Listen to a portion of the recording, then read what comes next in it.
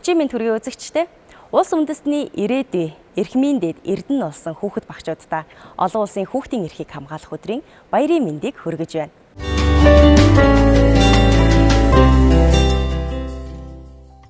Утга уран зохиол бидэнд хүн байхын мөн чанарыг хүсэл тэмүүллийн гэгэн өч бүрийг өгч байдаг юм.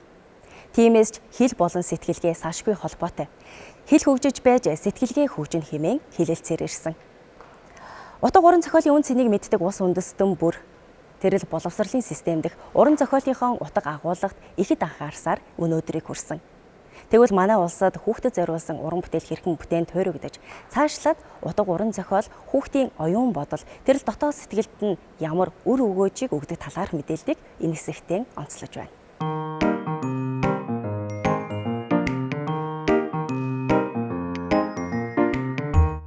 Хүүхдийн уран зохиол амьдралын сурах бичиг мөн үү? Хүүхдийн ертөнц бол өөрөө ер бусын ертөнцтэй.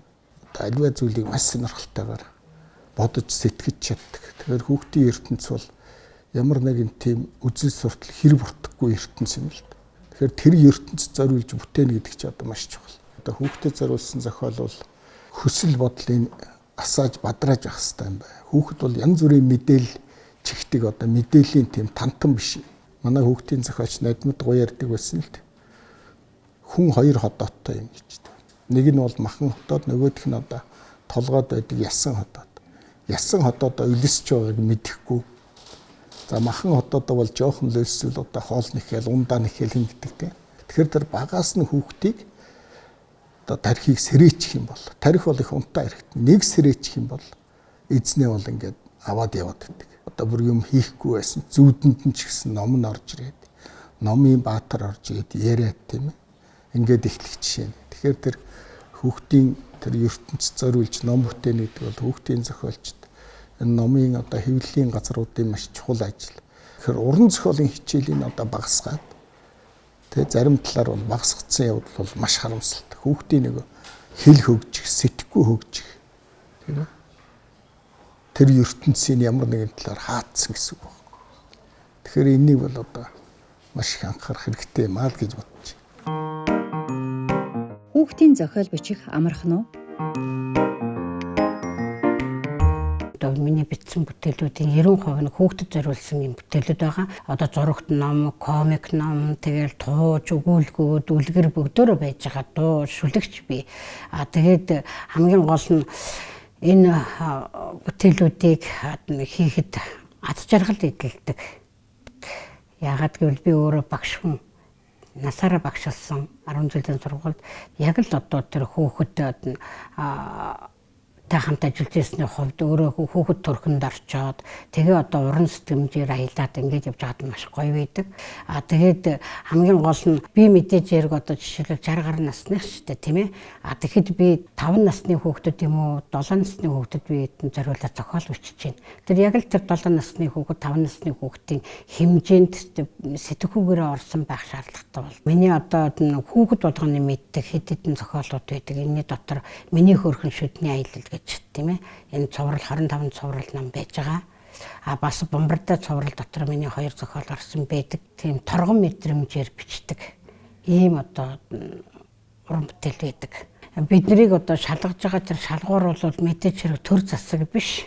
Ямар нэгэн одоо тэр судлаач өмжлөгчд биш. Тэгээ бидний уншигчд байдаг хүүхдүүд тэр одоо бидний бүтээлийг авч уншаад хэрэг таалж гин үү хэрэг эрэлт хэрэгцээтэй байна уу гэдгээр энэ шалгагдчихэдэг л та. Зах хязгааргүй газартгийн алс холын цахиур цагаан гарагт ачлал эцгийнх гэдэг өнөрөтгөн айл амьдран суудаг гинэ.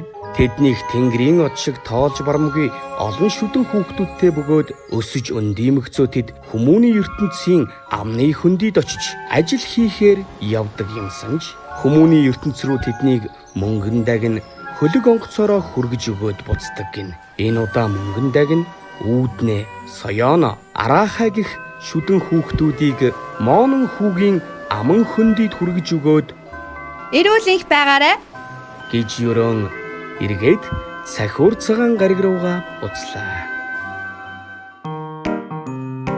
Томчууд хүүхэддээ зориулж ном авдаггүй, өөртөө зориулж сонголт хийдэггүй.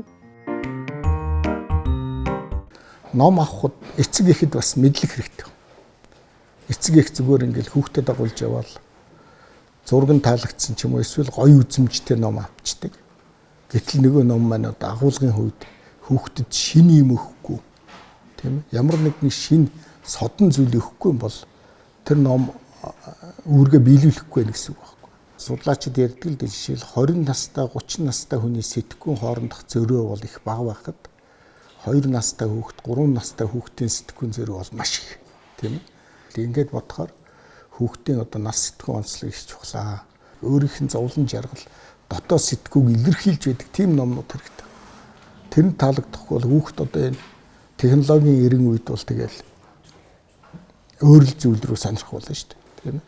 Хуучин бол номын захиалга аваад нэг ном гарлаа гэхтэл одоо гармаагүй аав цэцэрлэгт орсон гэхтэл хотын хүүхдэд хөдөөний хүүхдэд зэрэг хүрдэг. Ном түгээдэг тийм номын том сүлжээтэй байсан. Одоо тэр сүлжээ алга байна шүү дээ. Тэгээд тэр чинь нэг одоо өөрсдийнхээ хэмжээнд 3-4 номын дэлгүүр энтер ном азхуур одоо мэр номын дэлгүүр тавьдаг ч юм уу. Номын дэлгүүр тавиад энэ чинь маш бага хязгаарлагдмал хүрээнд байна шүү дээ. Бүр жирийн ажил мэргэжлийн зохиол ус хэрэгтэй. Нөгөө талаар бол шинжлэх ухааны хялбаршуулсан зохиол их хэрэгтэй. Тэгэхээр тэр хүүхэд чи багаасаа байгалийн амтан байдаг болохоор тэр маш альва зүйлийг маш сонирхолтойгоор бодож сэтгэж чаддаг. Хүүхдийн уран зохиолын онцлог. Одоо хүүхдийн зохиолын нэг онцлог бол хэл найруулгын онцлог. Хүүхдэд хамгийн ойлгомжтой одоо сонирхолтой хэлээр ярих хэрэгтэй. Тэгээд дан хүүхдтэй ойлгомжтой гэдэг бүр энгийн үгээр байх биш. Хэлний яруу сайхныг таниулах хэрэгтэй тийм ээ. Тэгэхээр одоо уран зохиол гэдэг бол хүүхдийн өөрийнх нь багш нь болдог, ертөнц нь болдог, тэндээс өөрөө гол сайхныг мэдэрч болдог. Ийм одоо зүйл байгаа юм л да. Жишээл одоо хүүхдийн зохиол Лагвагийн шүлэг алгандаа бөмбөлөх цаснд инээд боож харагдана. Агаарт дүүлэх цас инээд тээж одно. Цасан бөмбөлийг хэн нэг оноход цав цагаахан инээд бол задарна гэж тийм. Тэгэхээр тэр бол хүүхдүүд ингээд хоорондоо цасаар байлдаж байхдаа бол маш их баяр баясгалантай. Тэр цасан бөмбөлг нь бүр инээтэйгээд очиж байгаа юм шиг. Тэгэхээр бид нар тэр сонирхолтой зүйлээр нь дамжуулан хүүхдийг одоо уран зохиолд автуулах их хэрэгтэй.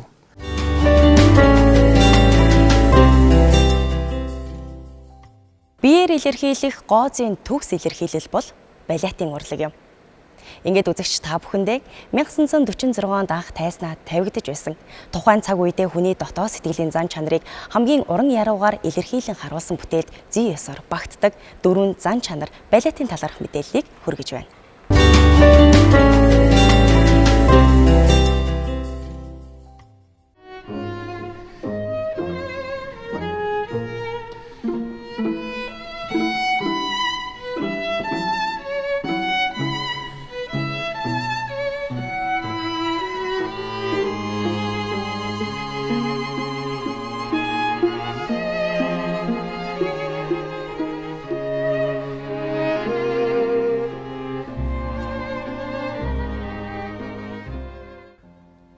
Хүний сэтгэлийн уг чанар хизээнээс урлагийн мөнхийн сэдэв байсаар ирсэн. Харин түүнийг үггүйгээр зөвхөн хөдөлгөөнөөр бүжгийн хэлээр илэрхийлнэ гэдэг өөрөө урлагийн гүн утга чанар мөн. Энэхүү нарийн мэдрэмж, оюуны тэнцвэр, гоо зүйн дэгийг бүжгэн жүжгийн тайзнаа илэрхийлсэн бүтээл бол Жорж Баленчины алдарт The Four Temperaments бүтээл юм. Жорж Баленчин бол 20 дугаар зууны урлагт орчин цагийн балетын гүн ухааныг үндэслэгч.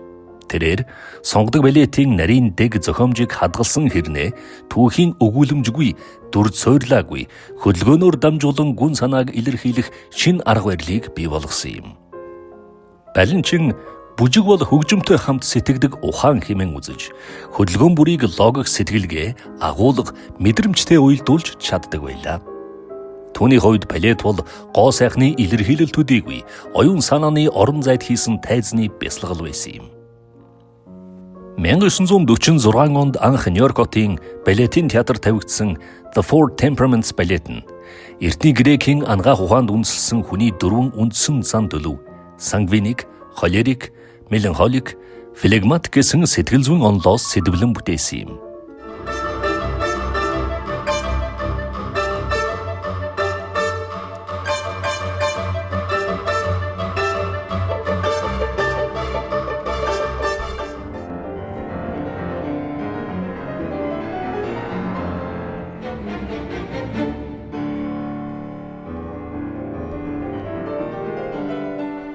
Эдгээр зан төлөв нь хүн бүр тодорхой хэмжээгээр оршдог бөгөөд тэдгээрийн илэрхийлэл нь биеийн хөдөлгөөн, сэтгэл хөдлөл, эрч хүч хэмнэлээр дамжин илэрдэг. Баленчин энэ ойлголтыг бүжгийн хэлээр дүрслэхийг зоржээ.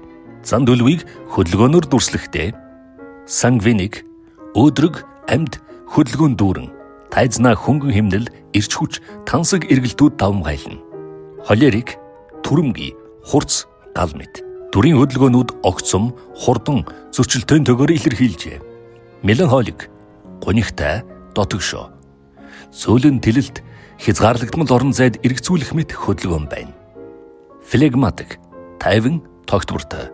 Химнэл жигд, зөөлөнч гүн мэдрэмжтэй зэргээр дөрүүд бус сэтгэл зүйн хэлбэрүүдийг гол болгосноор урдум нь байгаагүй шин агуулга хэлбэрийг илэрхийлж чадсан юм. Эдгээр дөрвөн хөдөлгөөний хэлбэр нийлж хүний сэтгэл зүй дотор үргэлж давхцан орших эсрэг тэсрэг давтагдшгүй өрнөл бүхий цогц зан чанарыг тайзан дээр бүтээдэг. Энэхүү бүтээлийн хөгжмийг Германы алдарт хөгжмийн зохиолч Паул Хиндемит бичсэн. Түүний модернист найруулга химнэлтэй зөрчил дөнт зохиомж нь Баленчины хөдөлгөөнүүдтэй нягт уялдаж бүтээгдсэн. Хөгжим хөдөлгөөн хоёр нь тайзнаа нэгнийгээ дагах биш. Харин харилцан хэлэлцэж буй мэт уран зохиомж болж хувирдаг. Энэ нь Баленчин урлагийн хэлээр ярих биш. Урлагийг өөрөө яриулдаг байсны жишээ юм. Хөгжим бол бүжигчдийн сэтгэлийн дохио. Харин хөдөлгөөн бол хөгжимд өгсөн хариулт. Ингэж энэ хоёр урлагийн диалектик хэлбэр болон хувирчээ. Бүтээлийн уран сайхны шийдэлд туйлын цэвэрхэн, бараг л гоёл чимэглэлгүй. Бүжигчид хар цагаан хувцастай, тайз хөнгөн гэрэлтүүлэгтэй. Ямар ч түүхэн хувцаслалт дүрийн чимэг байхгүй. Энэ нь үзэгчдийн анхаарлыг зөвхөн биеийн хөдөлгөөн, сэтгэлийн илэрхийлэл рүү чиглүүлэх зорилготой.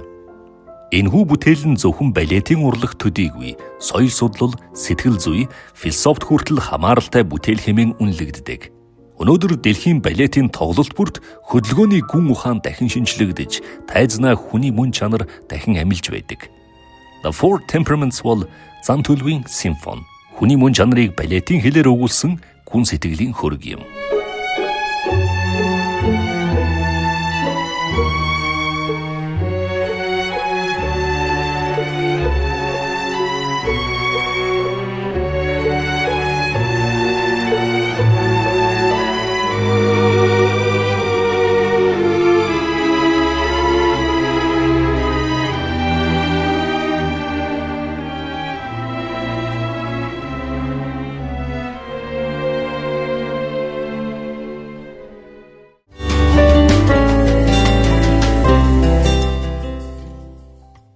Ингээд үзэгч та бүхэндээ соёл эрдэнэ хөтөлбөрийн зочны хоймор тоглон саадсан эрхэм хүндэт зочноо танилцуулъя. Энэ хүн бол хүүхдийн дууны нэрт мастер, тун саяхан Монгол Улсын гавьяач жүжигчин болсон Ерөөлтийн наран цэцэг юм а. Танд өчийн мэнд хүргэе, урилга хүлээн авч үргэлжлэн ирсэнд баярлалаа. Маш их баярлалаа. 5 сарын 1-ний өдөр Монгол Улсын ерөнхийлөгчийн зарилгаар Монгол Улсын гавьяач жүжигчин болсон шүү дээ. Яг тухайн үед танд ямар сэтгэл, ямар зүйл бодогдчихэ? Үүнээс яриагаа эхлэе. Би шин алдарт тул 8 удаа тодорхойлогчод тэгээд яг 8 дахь дээр авч байгаа юм би. Яг жүжигчин цолоор Ерөөлтийн наран цэцэг чөлөөт уран бүтээлч хүүхдийн дуучин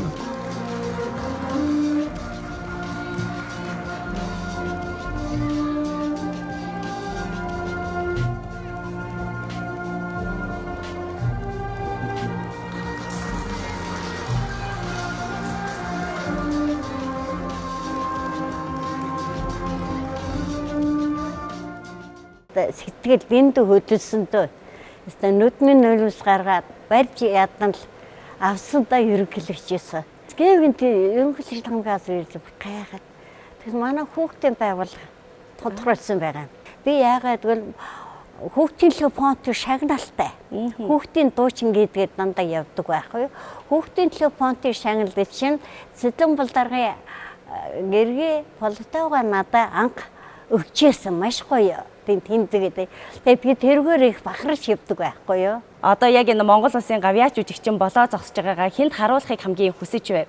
Хүүхдүүдэд хамгийн түрүүнд харуулъя гэж бодож ирсэн. Бяцхан өрсөдөө маш их баярлсан.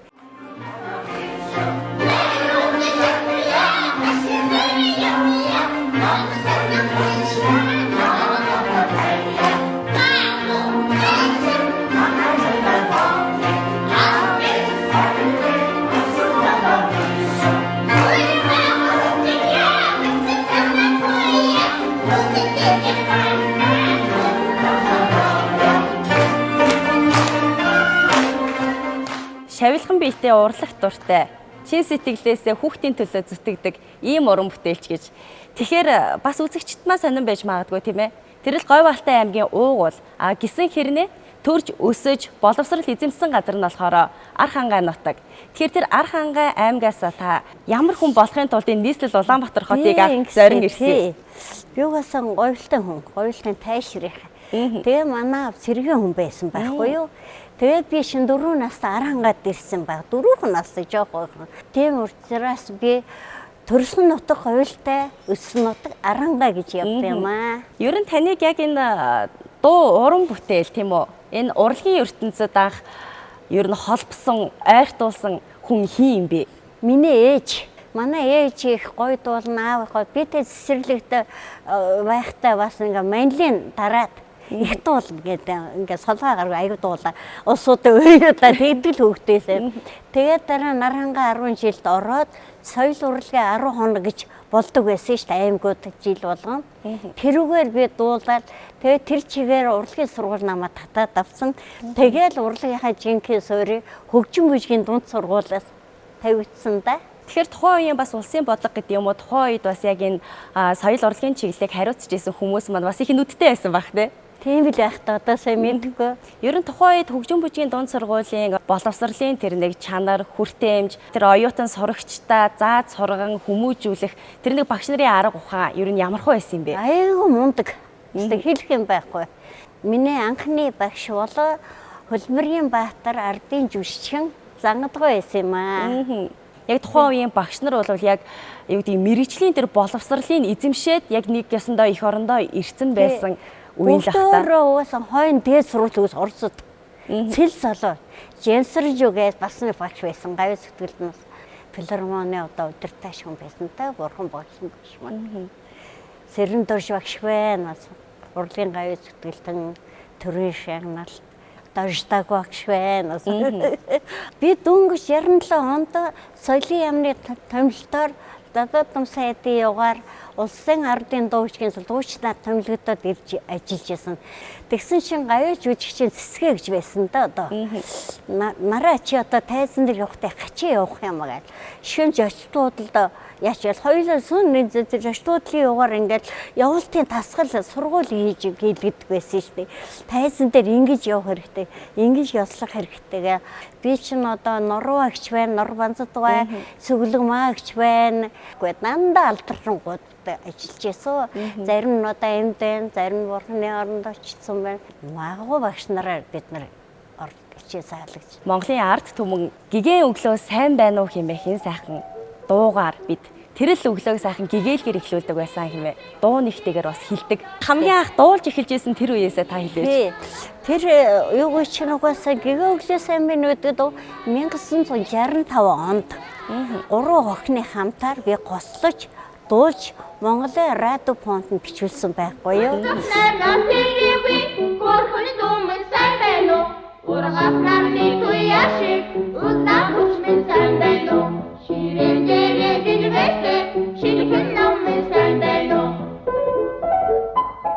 Тэгээд шараа агш маань зохиогоод тэгээд үгийн урлаг судлаач Яруу Найр Батсүрэн гэж танай телевизэр дээр ажиллаж байсан да Батсүрэн. Тэгээд тэрнээс хойш би одоо яг ингээд гэгэн өглөө сайн байна гэдэг дуу 60 жил дуулчлаа. Би өөрөө 60 жил дуулчлаа. Одоо дуусаар л юм одоо.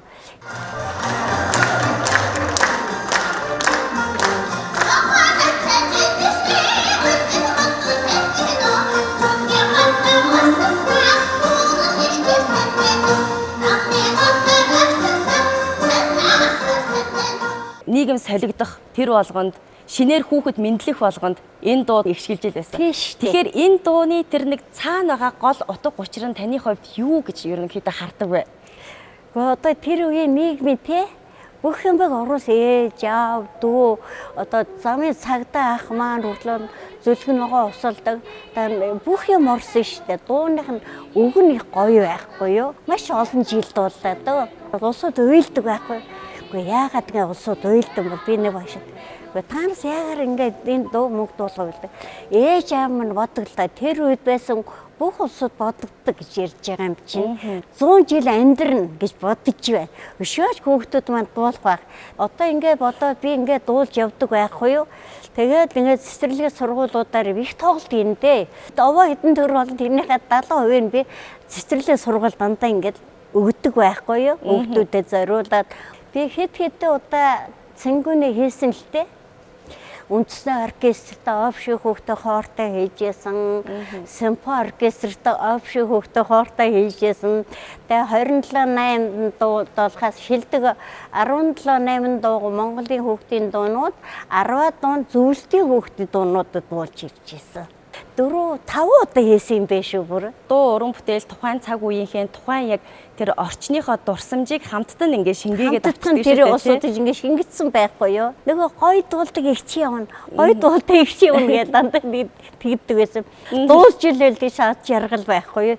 Тэгс тусмаа чангараал дуулаад байна гэсэн. Би ч өөрийнхөө уран сан 100 гаруй хүүхдийн дуу байдээ. Гол нь одоо энэ хүүхдүүд маань дуулаасаа гэл юм гаргаад байдаг. Нэгэн сайн дуулагдаж өгөхгүй л байна. Яагаад гэвэл 60-70 80-аад оны дуунууд чинь дандаа агуу хөгжмийн зохиолчтой дууг би дуусан.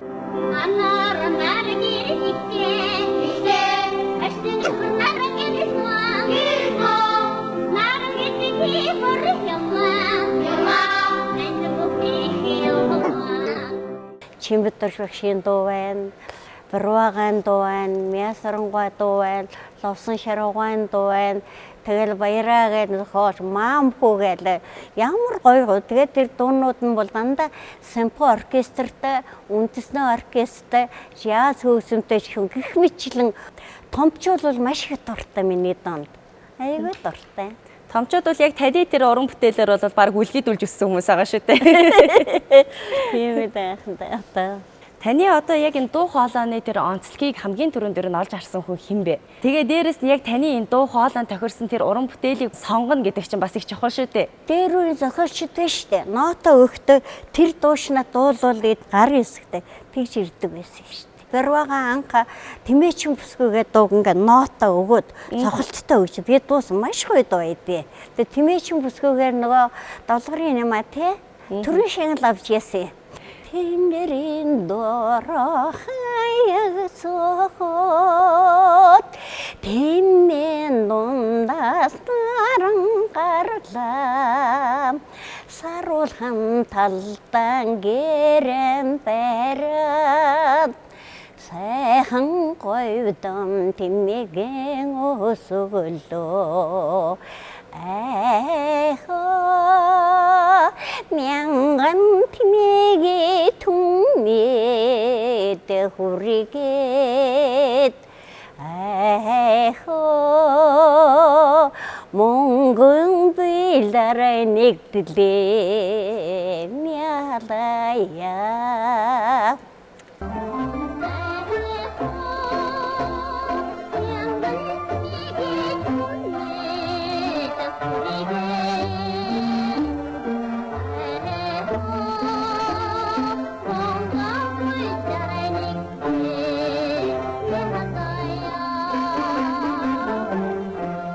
Голын цагтаа дуулж байгаа дуулсан би гоё баримтын байд айгүй гоё их залуухан Монгол дээлэмсэн. Яг өөртөө зориулсан тэр уран бүтээлийг тойруулаад авна гэдэг чинь бас их хол төөрөг үстэй. Тухайн үеийн бол одоо улсын ардын дуу бүжгийн чуулга. Одоогоор бол үндэсний урлагийн их театр. Үндэсний их театр тийм. Үндэсний урлагийн их театр. Хэдэн жилийн хугацаанд гэж тасралтгүй тэнд уран бүтээлээ тойруулсан бэ? Тийш угаасаа тасралаагүй шүү дээ. Шувтал уулаад яваад байсан. Дараа нь 91 онд дэвтгүүртээ суучаад хамтлаг байгуулаад хөдөөр нь утга сургууль цэцэрлэг гээл яваад эхэлсэн угаасаа. Танд ер нь очиж үзээгүй хүрээгүй гэдэг ч юм уу тийм одоо сургууль цэцэрлэг байна уу? Байхгүй. Одоо бүр энэ хөдөө орон нутгийг сумдуударч гисэн үү? Дархан юм нөхцөлгүй ер нь бүгдээр нь явсан шүү дээ. Тухайд одоо тэгээ зам харгуу гэдэг ч юм уу яг одоо үеих шиг бас ийм хар зам байхгүй. Тэгэхээр нэлээл одоо олон зүйлийг одоо давж очдог байсан билээ. 60 хэдэн онд ирж байхдаа ачааны машинтай явж исэн шүү дээ. Уул болохоор ачааныгаа машин эсгийгээр яаж ингэж юу хийчээд эмгтээчүүд нь голдоо соо ирчүүд нь хаяг манай ингээд хөдөө орон нутг шиг сайхан үзэн шүү дээ. Бол тэлээд нь олдохгүй бүр захиалган махаалга ирээд хийдэг байсан шүү. Ар гэрийн амьдрал ерөнхийдөө нэлээд орхигддаг байсан болов. Ер нь тийш дээ. Угаасаа бид нар шиг ингээд хүүхдээ гаргаад 45 оноод барьгаад явчихдаг байсан шүү дээ. Яг урлын хүний хүүхдүүд бол нэгжийн авдаг байх нь ховор шүү. Ямар сандаа манай хүүхдүүд 91 онд би чөлөөнтэй сууд ёо ээжтэйг байх ямар сайхан. Тэгэд миний хүүхдүүд бүр том болсон. Ээж мэж болцсон байгаа. Дэвчил их гүйлгдсэн байт юм билээ шүү дээ угаасаа.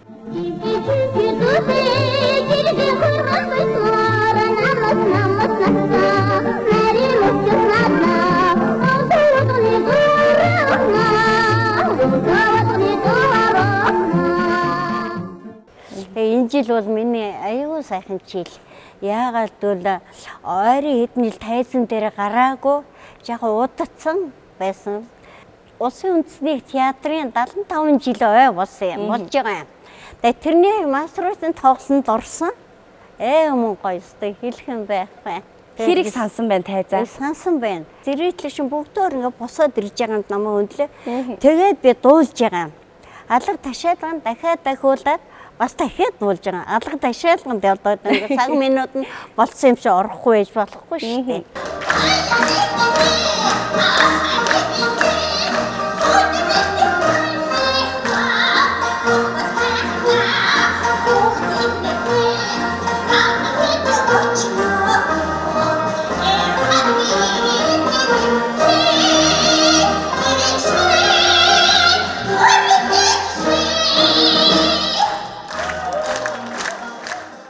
Дуу уран бүтээлээ төмөн түргэх тэр хүүхэд багчуудаа зориулах тэр чин сэтгэл байхад бол ер нь хүний дуу хоолой мөнхөд ингээд цангинжил байх учиртай юм шүү. Ер нь таныг харж байхад тэгж бодогдлоо л доо. Одоо ч гэсэн манай уран бүтээлч мундал болсон билээ.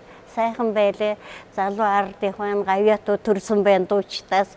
Ингээд үе залгамжлаад ингээд гарч ирээд байгаа юм чинь. Дуучин хүний ер нь дуу хоолой цуцдаг юм уу? Таны хувьд одоо яадгүй? Би вэштэй дуулал ер нь улам шангарна. Хүүхдээ хоол одоо өнөөдөр би өндөр наслаад ингээл хүүхдээ хоолоор дуул энэ чи өөр нүс байхгүй. Дэлхийд би 10-д орж яасан. Ховор угаас. Таны гэр бүлээс октоудаас нь тэр зэнераас нь юм уу дуулдаг ер нь хүүхдүүд байна уу? Анзаарэгдэж байна тань дээр. Манай нэг донд хөөрхөн дуулаа. Тэгтээ бол угаасаа тэр уурлагдaltaй биш. Одоо энд хэдэн хүүхдүүдээс яах юм байгаа би чинь 3 дахь үеэ үдцсэн хүн шүү дээ буурэ юм. Ер нь бол тэгдэж шүү дээ одоо өөр хүүхдээ хүн ер нь юм төлөв төвшин зөв хүн байлгахын тулд бол одоо хүн болгон л одоо хамгийн их анхаардаг тийм ээ. Гэтэл яг зөв хүн болоход нь нөлөөлж байдаг хамгийн их зөв чиглүүлж байдаг зүйл бол цаагаараа нэгэсэндээ энэ урлагийн хүч гэдэг зүйл байгаа даа шүү дээ. Тийм шүү дээ. Яг нь урлагийн юу байхгүй юу? Одоо ингээд би нэг зэнцрийнхаа юунд очиход том хүний дуу дуулаад байгаа хүүхдүүд. Би ингээд хүүхдүүдийн нөгөө дуугчмын хичээл гэж ордог штэ. Тийм ээ, ном байдсан байлээ. Тэгэхэд тэрүүд бол миний мэдхгүй дуунууд 40 ном байгаа. Тэгэхэд миний дуулдаг 60-70 оны дуунууд бол ховор орсон байдаг. Хөгжмийн зохиолчд агуу, дууныхын шүлгийг зохиодог улсууд агуу. Ямар гоё тэрнээс ингэж яхаа оруулж өгөөж гэл би хэлдэг. Тэгэхдээ өчнөө хөөрхөн дуунууд гарч байгаа штэ. Хэлгэн байхгүй. За 6 дугаар сарын 1-ний өдөр буюу олон улсын хүүхд эрхийг хамгаалах өдөр бас энэ Монголынхоо олон үрстэй таны уран бүтээлийг сонсож өгсөн тэр олон эрхэм хүмүүст цэнхэр дэлгэцээр уулзсанд танд баярлалаа. Нэвтрүүлгийнхаа хамт олонний өмнөөс танд эрүүл энх, аз жаргал, урт удаан наслахыг хүсэн өрөөе. Бяцхан үрстэй маш баярлалаа. Та нарын дуу 60 жил дуулаг өшөө дуулах болно. Миний үрсэд өнөр бол тугай гэж хэлдэг юм уу тэгээ та нартай их үрсийн баярын минь төргий гэж хэлгээ да нараагч нь ярен тэгмүү айгүй юм ярих хэмжээнд тааруулсан уруу зүрэлж зүгээр танд маш их баярлалаа. За та нартай маш их баярлалаа.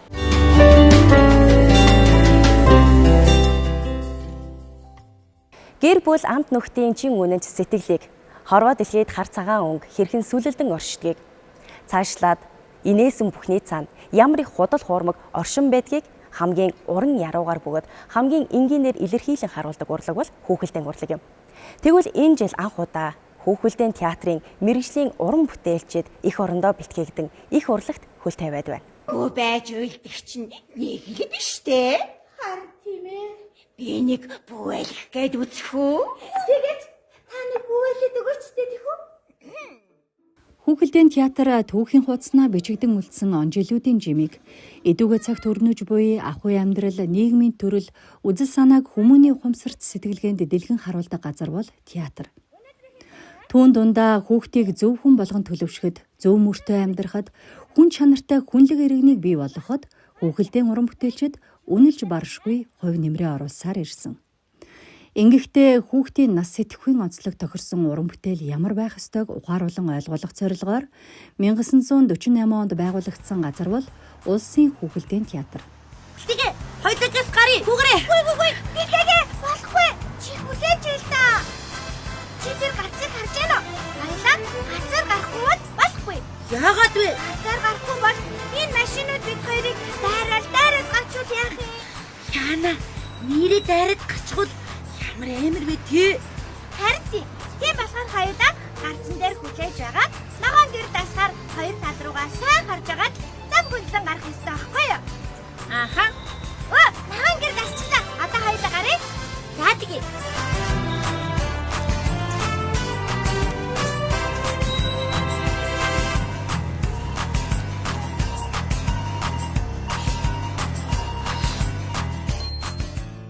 Монгол Улсын Хүүхэлдэйн театр маань одоогоор бол 77 дахь жилийнхаа нүүрийг үзэж байна. Маш олон ахмад уран бүтээлчид маань бас өөрийнхөө мэдлэг чадвараа үлдээгээд тэднийг нь бас өвлөөд бид нараас цаашаа явж байгаа. Дээрээс нь одоо маш олон уран бүтээлүүдийг бас хамтарч хийлээ. Дэлхийн хүүхэлдэйн урлагт ер нь бол хүүхэлдэйн төрөл маш олон байдаг л да. Утсан хүүхэлтэй, хуруун хүүхэлтэй, сүүдэр хүүхэлтэй, таягт хүүхэлтэй гэх мэт. Хүүхэлдэйн жүжигчдийн хувьд дуу хоолойн хувьд бас маш хувирамтгай байх хэрэгтэй. Тэгээд давхар хүүхэлдэйг одоо хүүхдүүдэд итгүүлэхтэй хүүхдүүд үнэмшээд энэ хүүхэлдэй амьд юм байна гэтэл нь одоо амьлуулж тоглуулах нь хамгийн чухал. Иваа минь юунд гуйнглах вэ? Би чинь ажилсаг шүү дээ. Одоо унтаж амардаа оройноос өглөө сэргийг гэдэг үстэй. Сайхан амраарай. Дэнгийн жүжигчин 100% байх ёстой бол хүүхэлдэйн жүжигчин 150% байх ёстой гэж драмын театрын уран сайханч бид нар хэлжсэн. Хүүхдүүдийн анхаарлыг барьж явах, тэгээд хүүхдүүдэд хүүхэлдэйг үнэмшүүлэх гэдэг чинь одоо маш их уран чадвар шаарддаг зүйл.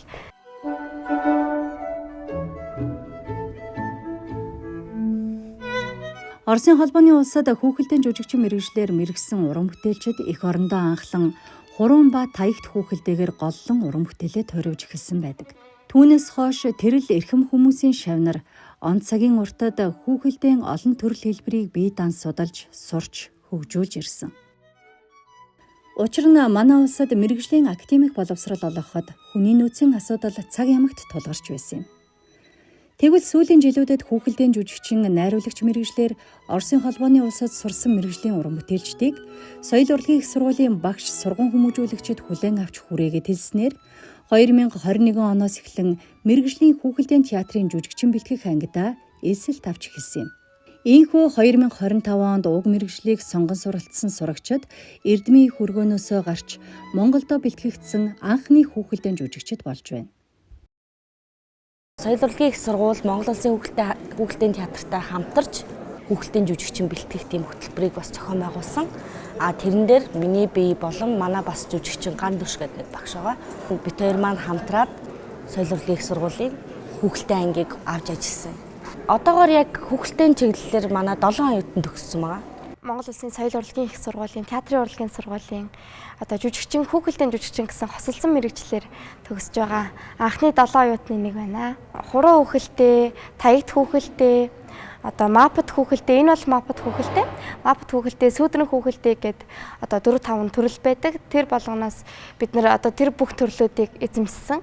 Дөнгөж төгсөөд бидний хамгийн анхны уран бүтээл Dream Day театртай хамтарсан Мэлхий гүнж жүжиг маань байлаа. Мэлхий гүнж дээрээ бид нар онцолж яг хуран хүүхэлтэй буюу мапт хүүхэлтэйг ашигласан байгаа. За хуран хүүхэлтийн онцлог гэхээр хуран хүүхэлтэй үл ихэвчлэн бага насны хүүхдүүд буюу цэцэрлэгийн насны хүүхдүүдэд зориулагддаг байгаа. Мапт хүүхэлтэй болохоор аман дотор нь гараа хийгээд амыг ажлуулж тоглолдог гэсэн үг. Хүүхэлтэй болон биетээр хосолсон гэдгээрээ бас онцлогтой. Яг миний одоо төгсж гарч ирээд тайзан дээр бол хамгийн анхны уран бүтээл хүүхдийн жүжиг шууд одоо эхэлж байгаа. Хаанхуу Иван минь та минь яагаад гүнгэлчих вэ? Хаан ав минь маргааш эхнэрүүдээр цам сэлгэж авчаарай гэсэн. Тэгвэл та минь огтхон санаа зовлтгүй. Санаа зовлтгүй гинэ. Би яаж санаа зовлтгүй байх юм? Хаан ав маань маргааш эхнэрүүдээр цам сэлгэж авчаар гэсэн. Хэрвээ би цамцыг аваач өгөхгүй бол хаан ав маань дахиад намайг загнана.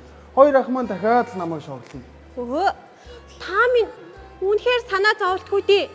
Хэдий би чинь Мэлхийч гэсэн ажилсан Мэлхий байхгүй юу? Ажилсан гинэ. Тэгтэл чи Мэлхий заа юу? За хаанхуу минь та минь өнөөдөртөө унтаж амар да. Оройноос өглөө сэргэг гэдэг үстэй. За би явж амарлаа. Сайхан амраарай.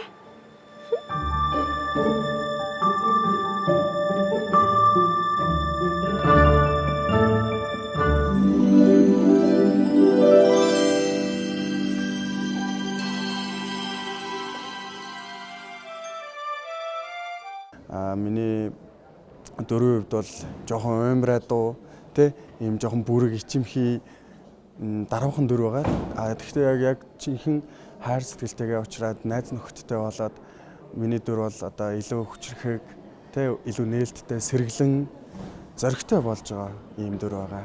Амьгүй зүйлтэй харьцаж байгаа ч гэсэн өөрөө дотоод тэрийг амьтай байгаа тэ одоо энэ миний өдөөс харж байгаа Мэлхий хүүхэлдэй бол жинхнээсээ Мэлхий байгаа. Яг тэгж үнэлж илүү ажиллаж гисэн байгаа. Тэгээд дээрээс нь манай жүжигч нь яг үзэгдэл болгон маань проектороор буюу дүрслэлтэйгээ хамт хосолж явдаг. Тэр нь бас хүүхдүүдэд илүү сонирхолтой байдаг л да. Одоо жишээ нь Мэлхий хувраад гүнж болоход те яг проектор дээр ингээл хувиргалтын амар гой гой дүрсүүд явгууд хүүхдүүдийн анхаарал гэл яг тэрнлөө ингээл орж өгдөг ч юм уу те.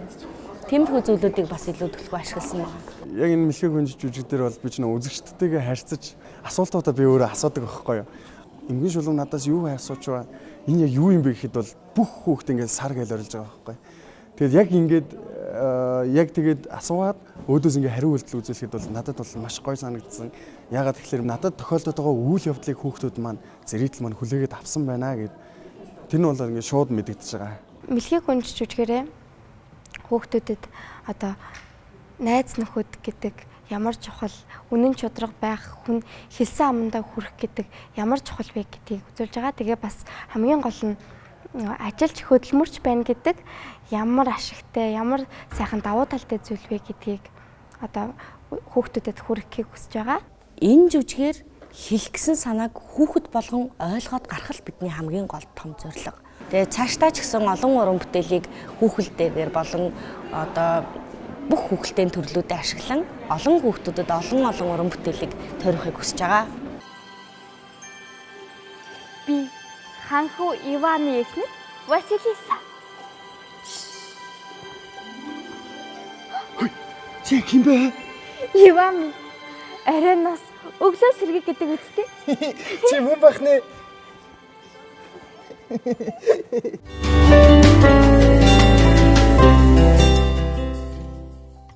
Сайн ном унших нь саруул хүнтэй ярилцахын адил хэмээн хэлсэн байдаг үлээ.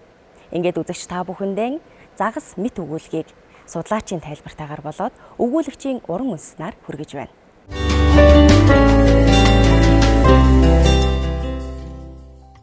Монголын зохиолчдын хэвлэлийн шагналт зохиолч, за утга зохиол судлаач, шүүмжлэгч Пүрхүүгийн Батбаяг агсны загас мэт өгүүлгийг сонгон авч ярихаар бэлтгэсэн байна. Тухайн өгүүлгийн хувьд гэх юм бол мэдээж одоо бидний өмнө бага насандаа ч гэдэг юм уу уншиж ирсэн өгүүлэлгүүдээс, уламжлалт өгүүлэлгүүдээс нэлээдгүй өөрөөр хэлэх юм бол үйл явдлаг буюу одоо хит драматик шинж бол байхгүй. Ер нь л одоо зохиолын цаг хугацаа, за зохиолын орчин гих зэрэг зүйлсд одоо төдийлөн анхаарлыг бол хандуулаагүй ийм зохиол байгаа. Хэл бичгийн ухааны доктор, яруу найрагч, хүүрнэл зохиолч, утга зохиол судлаач П. Батгуйгийн Загас мэт өгүүлэлэг. Түүний өглөн дуулахыг хинч төвчхийн аргагүй. Харин би өөрийнхөө зохиосон аргын хүчээр л энэ олон жил юу ч болоогүй мэт амьдарч чадаж байгаа юм.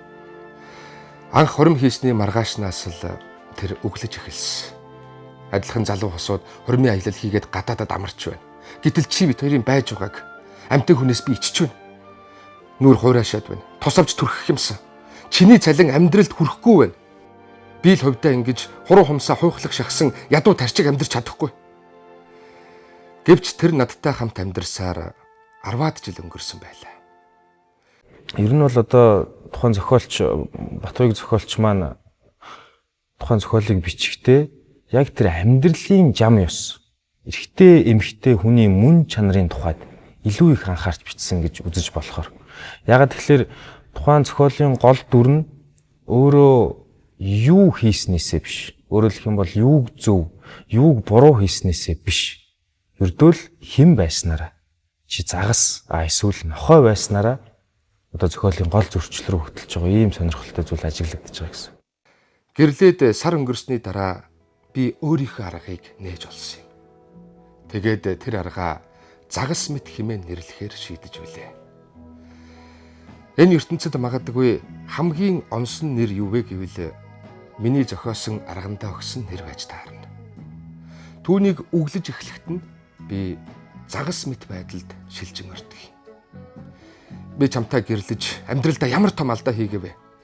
Олон сайхан залуучууд намайг эргүүлж байхад очиж амьдрах чадваргүй, цаас шагахаас өөр эрдэмгүй чамтай гэрэлдэг би яасан азгүй хүн бэ?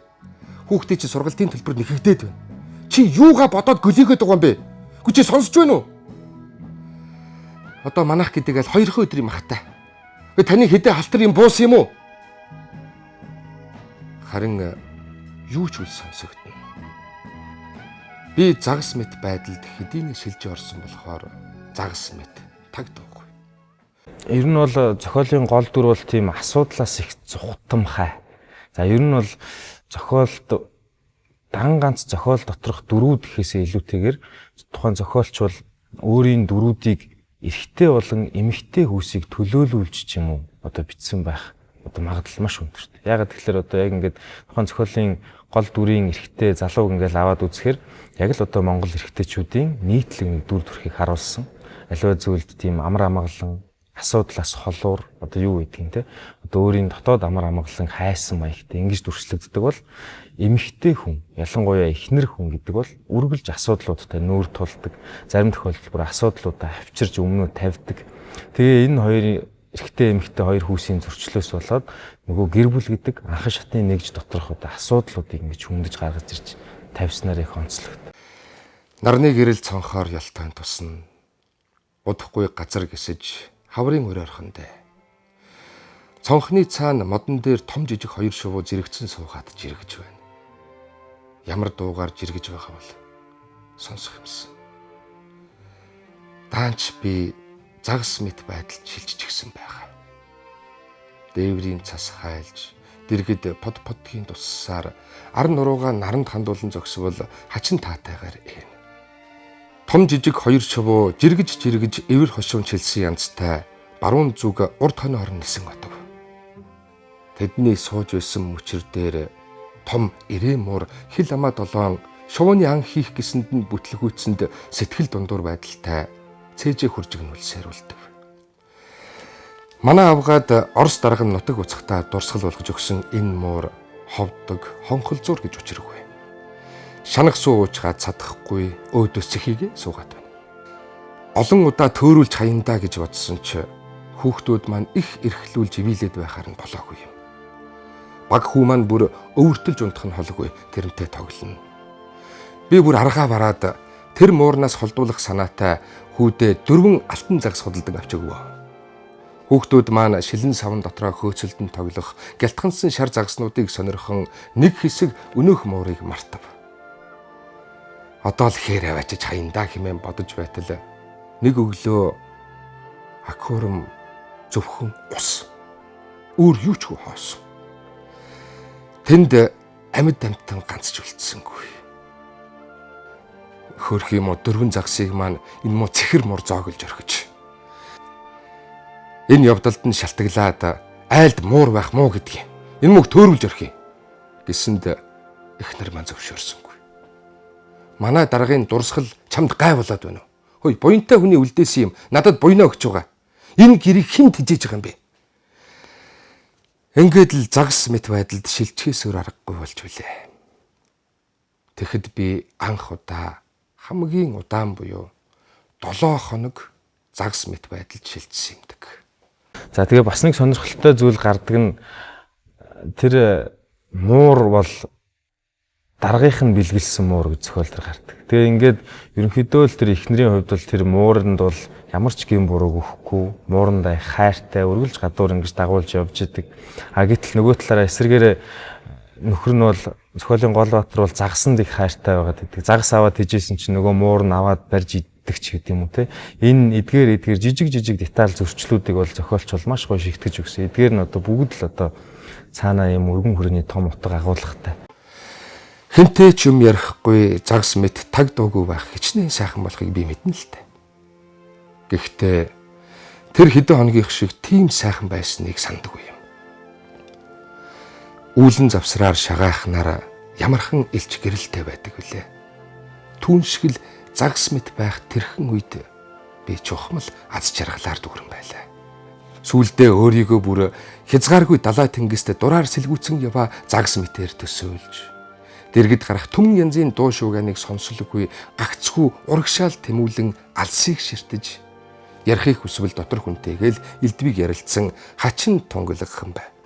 Зохиолын мөн чанарыг таниулдаг ийм одоо арга маяг бол одоо Монголын гадаадын орн зохиолч бас цөөнгүй бий. Зохиолын гол дүрийг албаар шавж болгох, эсвэл албаар нэг ийм загас болгох ч гэдэг юм. Энэ асуудлыг энэ дүрслийн аргыг ашигласнаар яг л нөгөө хүний мөн чанар, өөрөөр хэлэх юм бол амьтан болсон хүн. Гэхдээ толгой доторх нь бол хүн хэвээрээ байгаад. Энэ тохиолдолд яг юу өөрчлөгддөг? Хүний мөн чанар гэдэг зүйл нь яг угтаа юу байдгийг? Энэ амьтан болсон үед энэ мөн чанар гэдэг зүйл өөрчлөгддөг юм уу, үгүй юм уу? Өөрөөр хэлэх юм бол одоо биднийг хүн байлгаж байгаа зүйл буюу нэгдүгээрт хил, хоёрдугаарт их шунал гэдэг зүйл амьтан болсон цагт, ялангуяа энэ зохиолын гол дүр шиг загас болсон цагт ингээд ор мөргөө алга болж байгаа.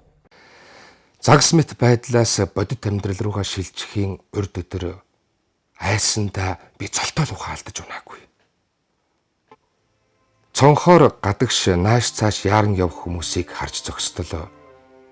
Эхнэрийн маань ирээн муур над руу гитэн гитсээр дөхөж явааг харлаа. Яг л модон дээр суугаа шувуу шүүрэх гэж байгаа мэт. Эсвэл усан дотор яваа загас шүүрэхээр мираж яваа мэт аяархан. Дэргэд байсан савтай цэцгийг би тэрэн лөө нүүлгэлээ. Огл үсрээл бултаад гүйж одов. Тэр өдөржингөө миний араас гитсэн. Эгзгийн тааруулж байгаад над руу дайрах гээд угааг би зөнгөөрөө мэдрээд байв. Шөн чөлөгтэй унтаж чадсангүй. Аврах том ирвсэнд бариулж байна гэж хар дар зүүдлээд хамаг биеийн хар хөлс асгарчихсан сэрв. Өглөө эртээ загас мэт байдлаас гарлаа. Тэр өдөр муур намайг дагаж гитэж мирахгүй байгааг анзаарав. Гэвч учрын сайн ойлгохгүй л байлаа. Тэгээ зохиолын хамгийн төгсгөл хэсэгтэр нөхөр бол өөрөө мууранд уруулчаад хэвтэж яхад эхнэр нь уйлж байгаа мөртлөө чи өөрөө загас шиг хөдөлж байгаа болохоор ингэх нь аргагүй штэ гэж хэлдэг ч юм уу те. Тэгэхээр энэ эдгээр зүйлсээс ингээ хараад үзэх юм бол бас гэр бүлийн уур амьсгалын тухайч бас зохиолч бас хүндсэн байж бас магадгүй санагддаг. Хэд хоногийн дараа загас мэт байдалд шилжихээс өөр аргагүй боллоо. Учир нь гудамд баг залуугийн найзтайгаа гинт тааралдаад ялимгүй хэтрүүлээд оройтож харив. Үүдээр орвуу буюу та хаагур юу хийж тэнээд байгаа юм бэ? Чи яасан баян хүн бэ?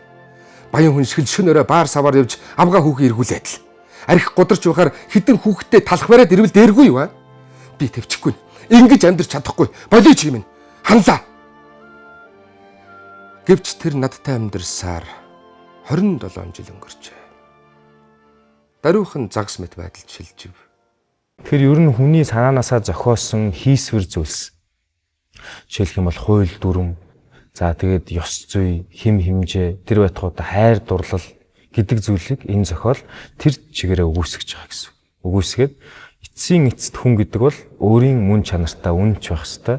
Тэр мөн чанар нь өөрөө хамгийн цаад дуглуурхтаа бол маш адгууслаг байдаг юм а гэдгийг л одоо зохиолч хамгийн гол санаагаа болгож зохиол дэвшүүлэн тавьсан юм а. Гэтэл ирээн муур хамаг биеэ хураагаад над руу өсрөв.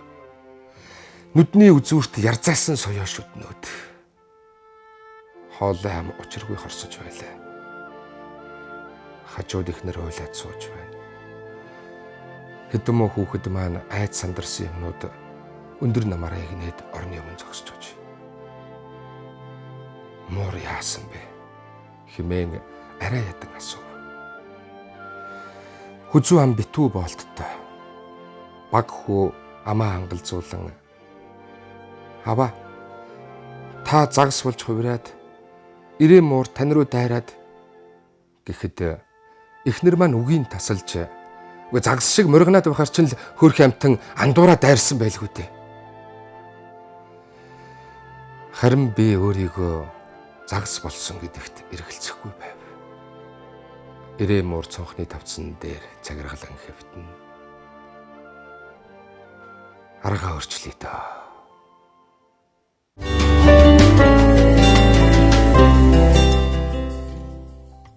Урлаг гоо зүй танин мэдхүйн соёл эрдэнэ хөтөлбөртэй хамт байсан үзэгч та бүхэндээ баярлалаа. Шинэ дугаараар иргэн уулзтлаа. Түр баяртай үзэгчтэй.